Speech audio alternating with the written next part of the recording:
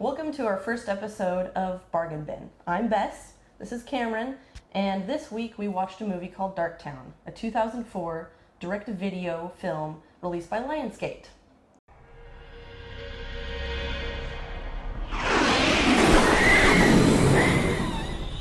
Has Dad called yet? No. Do we even know what Dad was doing in that part of town tonight? In a town like this, Is there something you haven't told me? many families have their secrets. Dad?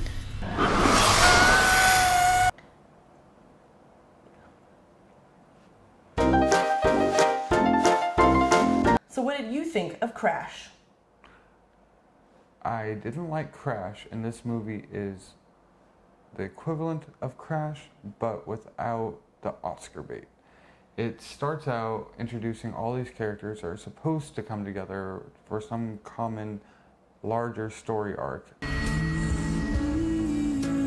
I'm trying to help you. I didn't ask for your help, did I?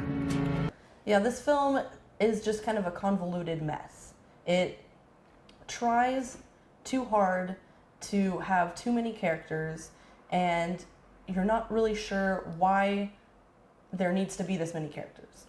Exactly, so it starts out introducing our first lead, I guess, is the father. And the film opens on a dead cat, and after that, he goes into a warehouse where he is attacked by a person in a mask that is eerily similar to the one from the Sugar and Spice film.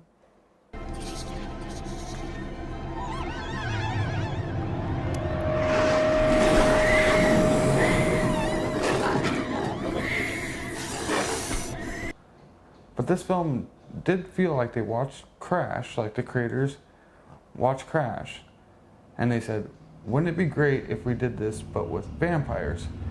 And no one in the room heard that and said, no, that's a really dumb fucking idea. We shouldn't do that. We should maybe cut down a lot of the characters and just make it more of like almost like a Robert Rodriguez, like write for what you have. Like they had a house, they had a family, and the father came home and he's a vampire. Like focus on that. That would be not original, but it would still just be at least a coherent storyline.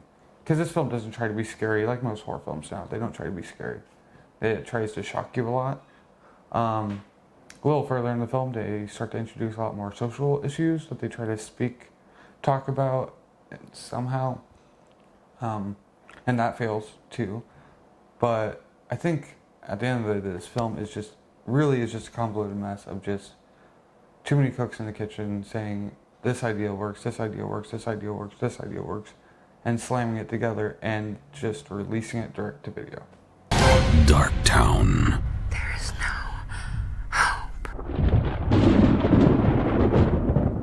Look for it on DVD. So I want to talk about kind of what the story is about and the lack of anything being established. So there's all these characters that are somehow connected in whatever way, and they all live in this town, and they all get affected Well, at this the end. town is not a town. This No, town is it two has- city blocks. Yeah, it shows a city in shots of stock footage of the city, and then suburban area. Yes, and that goes back to social issues that they try to shoehorn in. You're introduced to your second lead character or third. I don't know. There's so many characters. But he is mad at the father, who is a slumlord, because his brother burned to death in an apartment that the slumlord owns, and the fire detectors didn't work. That's the extent of the background we're giving about this character. You think some kind of half-assed revenge is gonna make Donnie rest in peace? There's nothing I can do for Donnie now, I know that. There was nothing you could do for him then either. It was an accident. I was his big brother. This film just throws you into a world and doesn't explain anything to you. You start out with an opening on a dead cat, to a warehouse, to gangsters. Pile of shoes. Which I don't know if that's some sort of meaning, some sort of deeper meaning. I think it was supposed to say that she's been in there a long time. just eating people, Just- piling up their shoes. Yeah. If she's the king vampire or queen vampire or whatever is supposed to be happening.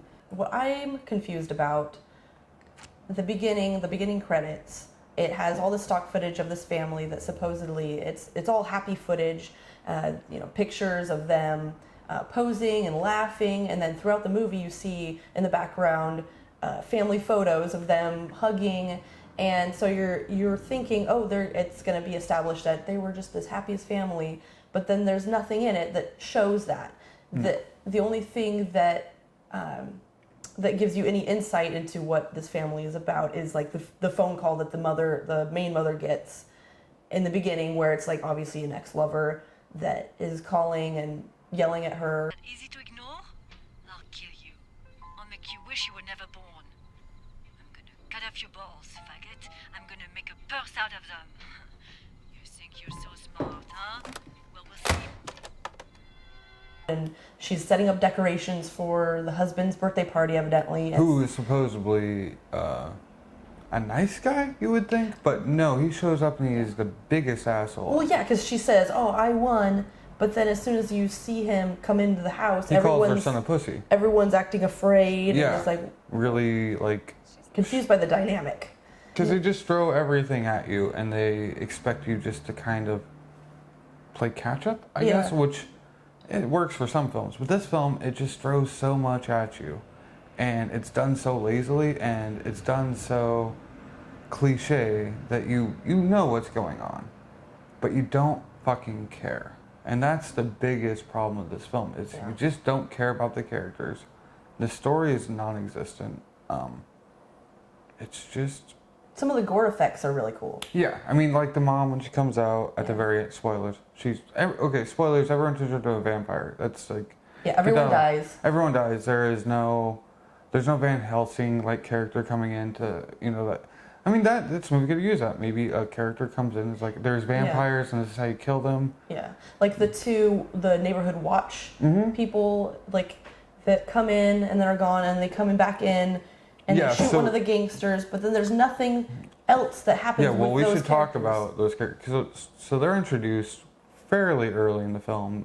The youngest daughter sees them outside. One of them has a shotgun, one of them has a rake. And they're telling her about 4 murdered dogs. And nothing really comes to that until... That's just, I mean, they set them up just to be patrolling the neighborhood to later, for no reason, pull the gangsters out of the car who are just driving around and hold them at shotgun point. And I think that's one of the biggest problems with this film is, again, it's so scatterbrained that the filmmakers expect us to sit there and be like, oh yeah, it's fine if these people pull people out of a car and hold them at shotgun point. Because the whole time you're watching, you're wondering, like, why the fuck is this character holding them at shotgun point? And then in that scene, someone gets shot point blank with a shotgun in the chest. About a minute later, it shows him again, and he suddenly has an arm wound, and they play it off like he was shot in the arm. And this film feels like they had a script, and they wrote it, and they're like, this is everything. We're not going to deviate from this at all. We're sticking to everything in this, because just the amount of inconsistency in this film is astonishing. Like, there's one point where the star, I guess not the father, but the oldest daughter, she is just walking and she gets hit by a car. And full on hit. And she just stands up and starts talking on her cell phone like nothing happened. Yeah. Like this happens regularly. Every day she just gets smashed by cars. And she goes home to her, she's a lesbian, so she has a girlfriend. She goes home and she says, I was sorta hit by a car. And she says sorta, like there's a median in between being hit by a car and not hit by a car. I think if you're hit by a car, you're just hit by a car. Yeah. And this hit flung her backwards and knocked her down. But this film doesn't have, again, any consistency. It's just so all over the place. And it's really hard to talk about it as a whole because with all the flaws that's in it, the story sucks.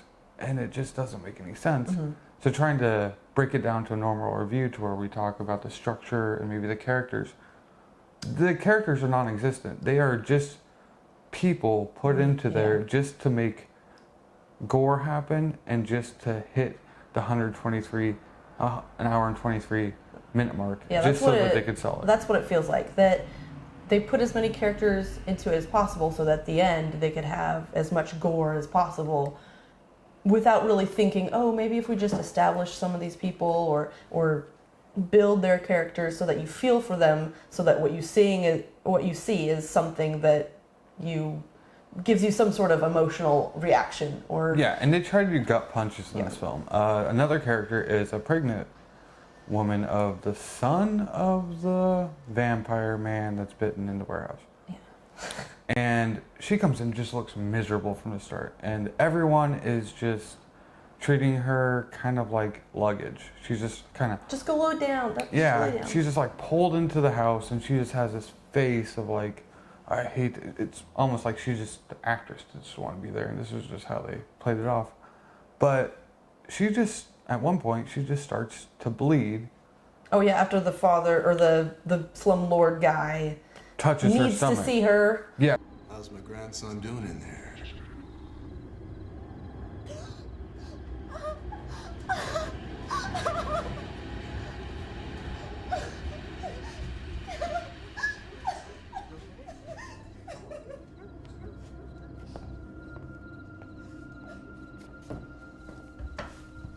Forces who she's laying in bed because she doesn't feel good for some reason, and this is a guy that's supposedly been cheating on his wife, the family hates, yet they do everything he says. And maybe that's part of the vampire like gaze. Maybe it was, yeah. But this movie doesn't pay attention to the vampire. Yeah. Like I think you talked about, they don't talk about the vampire laws. The mirror. The mirror. He shows up when he's a vampire and you can clearly see his reflection. Which is the laziness that I was thinking. Like maybe they're just lazy. Yeah. Maybe Well, they I just mean, didn't care. I would have thought it was lazy, but it was framed in such a way like maybe the DP just had it out for the film the whole time, because the fucking film you can't see shit. It's called Darktown aptly because you can't see shit throughout this whole fucking movie. I mean, there's scenes where it's literally like looking at just stretched out pixels.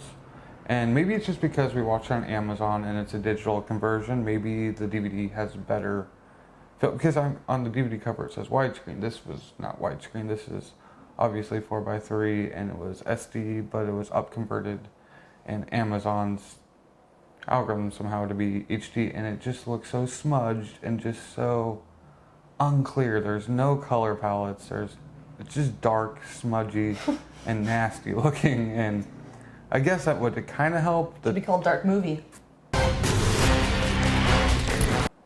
It is a boring, boring film. It is bad. There are some laugh out loud bad moments, but for the most part, it is just a miserable slog through inept filmmaking, inept storytelling, inept editing, and just horrible sound design. And there is some ADR in this film that is just so out there that you cannot believe they tried to pass off as being believable. No, okay. Yeah, like a scream every 3 seconds showing characters seeing stuff because now they're vampires or something. There was just so many weird editing choices, and then this like stock rock music. Every time there's like a kind of actiony scene, and it's just not enjoyable. No, I mean the music did feel like they had a studio for a day. Like their editing bay was only available for one more day, and they're like, oh, we gotta finish the soundtrack. And someone just went in there and just started grabbing tracks and throwing it on the timeline and just locked it and was like, all right, that's it. Because it's like weird alternative rock blaring at one point versus ice cream. ice cream.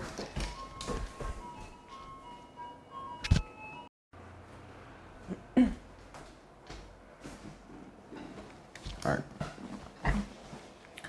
So this film was released in 2004, as we talked about, and that is back when kind of the heyday of just releasing films, horror films especially, just to video and to DVD was about to come to an end. So this film was like right in that sweet spot of people were just renting it based on the box art, and Lionsgate, now a large company, back then was still too. I think they had their first biggest release was probably American Psycho in '99. Then they bought Cabin Fever in 2002, I think. And then you had lots of things like this that they just released to pad out their catalog. Back when movie stores and rental places were really big, you would take friends or family members or whoever, or yourself, and you'd go and you would look at all of the films on the walls, and you would usually just pick out the best looking case, which is what this type of film and the company that released it does. Yeah, they would just spend so much time on the case and just release it. And me and you, we used to go to a local Hollywood video here that I worked at. And we would be lucky enough, if you're an employee, you get films, I think it was 3 days in advance. Yeah. But we were the only ones that would actively rent these type of films. Only around Halloween. Pursue them. Yes, pursue them, buy them. And back when Netflix also was primarily their online DVD rental store, we would seek out films that were harder to find. Yeah, where Hollywood wouldn't have that movie. Yes, and you'd have to try to order it, and it was always a mess to try to get a movie like that. But we would seek out films like this, and they were always the same in a way. They were always just so messy, and they never felt like real films. Yeah. Not like in the sense that they were just shot on DV tape, it felt mostly, or that they were just thrown together for a cheap money grab. They never felt like the directors cared enough about it. Because a lot of time when you think of indie film, you think of passion, you think of a passion project, and you think, like, we'll get together, we'll make this film, and we'll make it work. The Lionsgate's produced ones a lot of the time felt like cheap money grabs, because even I think they, Saw came out in 2004, another big Lionsgate film. They made a cheap ripoff called Stay Alive, or do you remember that one? Oh, right. Remember the box cover had the lady with a box over her head? So they were ripping off their own franchises to make a quick buck. And that was kind of the landscape of the early to mid 2000s, was lots of just shit thrown at you with nice box covers, and you just kind of had to go through it to find a gem in the rough once in a while. Because Lionsgate was just fucking pushing these out. Not just Lionsgate, Asylum at the time was doing it, some other companies. And it was just kind of a miserable time for film. Because now at least you can go on Amazon and watch a lot of these films. And a lot of them are terrible. Well, yeah, Amazon has a huge selection of films that you can't find anywhere. Yeah, like Z-level films. Yeah. Like just, and we're called Z films because we enjoy the passion that people put in to, they don't have the camera equipment or anything like that, but you can still enjoy what they were trying to accomplish a lot of the time. And these early films from Lionsgate like this, it's always just such a sad thing to see, because you can tell the passion was removed. It's almost like watching, Canon films at least, but passion wasn't allowed to other films. These are just such cash grabs to be like, all right, give us something, we'll slap a nice cover on it, and we'll give you $150. Yeah, we've got tons of buckets of fake blood, so make a movie. Yeah, because, and this film does try to be shocking. It shows, like, a birth scene. Yeah. A birth scene with a Eraserhead looking baby that then gets tossed against a chain link fence. And it's not disturbing because it's just, the movie sucks.